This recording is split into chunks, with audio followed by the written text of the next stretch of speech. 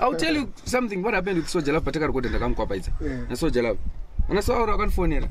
Kansila studio studio and trakuita ruza yatu yunkomana wakabudze pink ndikala zaitaura. Tauri timpise ndikatenga afika budze dzerudzikanze pink. And katati zvisepachi pasongo ngakapfeka budze pink kambanditi. Haito zvamfeso wangu kama zata akwera. Tikati banditi katatumuro nengo yakadai anditi. Zenzi ngwana anfonera ngwa ino. But okay. Imva nanotsvaga amasongo aSoja Love aya. Akaita mahits aya. Andichabatika ndikatitanga. Mamwe acho akaita mahits itsai. Ndaterera makodza aSoja. Yana achitaura pana Jaya. Kati okay.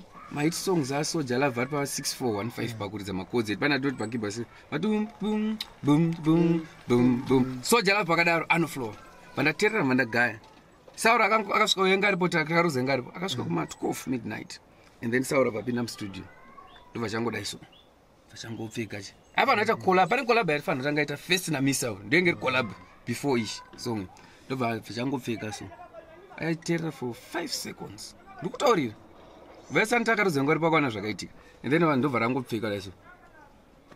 Ndobva yarowa haana mboita kutadza take akaita one take. 4 minutes abva.